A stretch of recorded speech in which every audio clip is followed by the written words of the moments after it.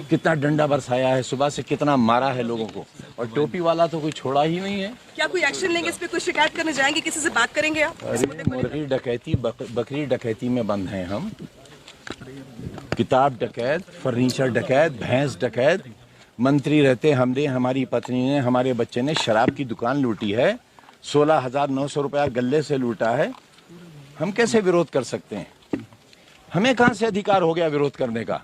हम खड़े हैं आपके सामने, हमें हिंदुस्तानी आप मान लें, यही बहुत हमारा सौभाग्य होगा। इलेक्शन कमीशन तो जाएंगे ना अपनी शिकायत को क्या लेकर? करेंगे जाकर? कौन सी ऑर्गेनाइजेशन ऐसी हिंदुस्तान की जो स्वतंत्र है? कौन सी है? आप ही बता दीजिए। मैं कहाँ आरोप लगा रहा हूँ? मैं तो सच कह रहा हूँ। आरोप लगाऊंगा तो एक आरोप का मुकदमा कायम हो जाएगा। आजम साहब, हमने देखा था जिस भी रैली में आप जाते थे तो आप वहाँ मन से ये कहते थे कि पुलिस रोक रही है, तो जो चीजें वहाँ पर हो रही थी अब आज मतदान के दिन भी ऐसा हो रहा है। आपको दिख रहा है? आपको नहीं दिख रहा? कभी तो सच बोल दो भाई। तभी इस्तेमाल करने आए थे, इसलिए लंबी लाइनें थी। आज मायूस हैं लोग और आतंकित हैं, डंडे से पीटे जा रहे हैं। कभी सुना है महिलाएं भी बंद हो थानों में? महिलाएं बंद हैं थाने। आप जाकर थानों की हालत देखिए ना, कितने लोग बंद हैं थानों में। आप जाकर देखिए, अभी जहां खड़े थे आप, जिस मोहल्ले से सारे वोटर आना थे उसके नाके पर कितनी पुलिस लगी है? 50-60 गाड़ियां पुलिस की लगी हुई है। कैसे आएंगे लोग वोट डालने जब 500 पुलिस वाले खड़े होंगे रोकने के लिए? बात हुई आजम साहब आपकी जिला प्रशासन से, निर्वाचन आयोग से कि इस तरह कौन सुन रहा है?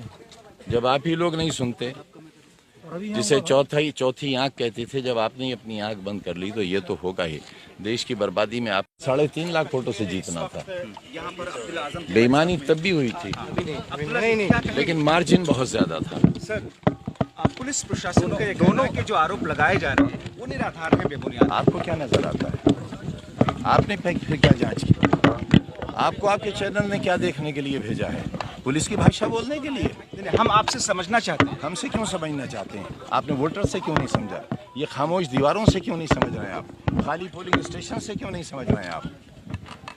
भाजपा के लिए जिलाधिकारी का कहना है कि हमारी बात खुद उनके प्रत्याशी से हुई। हमने उनसे कहा कि अगर कोई तथ्य है तो शिकायत दीजिए, लेकिन आपको नहीं क्या दिख रहा है? आप देखिए ना, अपना कैमरा घुमाइए ना। इसे चुनाव कहेंगे आप? अगर हिटलर के जमाने में चुनाव होता, चंगेज के जमाने में होता तो शायद ऐसा ही होता। हो सकता था वो भी कुछ पढ़ने देता।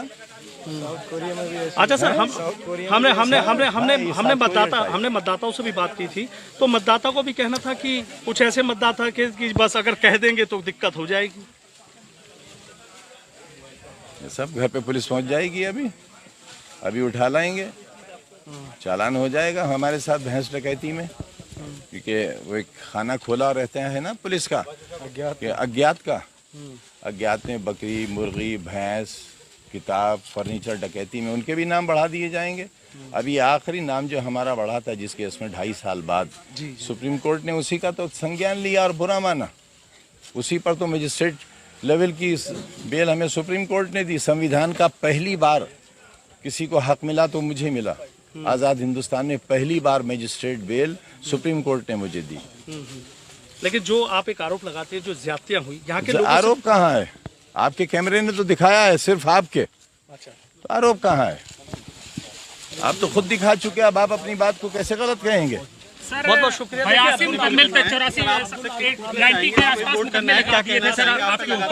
लग रहा था कि सरकार सेंचुरी लगाने की इरादे में प्रत्याशी उनको रोका जा रहा है, मैं कहाँ रोक सकता हूँ? रोक रहा है। रोक नहीं रहे हैं, घरों से निकलने ही नहीं दे रहे हैं। आपने देखा मोहल्लों की नाकाबंदी है, जहाँ से जो सबसे बड़ा बूथ है इस इलाके का, वहाँ कहाँ वोटर को आने दिया गया? अभी आसिफ रजा जो समाजवादी पार्टी के यहाँ के प्रत्याशी, उनका ये आरोप था कि प्रशासन आरोप नहीं था, आरोप नहीं है ये, आरोप नहीं। अबे प्रशासन कोई हमारे लिए थोड़े काम करेगा ना, हमें ये गलतफहमी है हमारे लिए करेगा, ना हम ऐसा चाहते हैं हमारे लिए करे। लेकिन किसी हद तक अगर निष्पक्ष रहते तो अच्छी बात थी।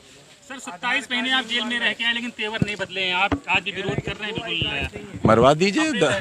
इंस्पेक्टर ने कहा तो था हमसे जेल में कि बाहर निकले आप तो भूमिगत रहिएगा। हमने पूछा क्यों? बोले इसलिए कि आप पर बहुत मुकदमे हैं, आपका एनकाउंटर भी हो सकता है। तो क्या होगा मुन्ना? डरते क्यों नहीं सर? डर क्यों नहीं लगता आजम खान को?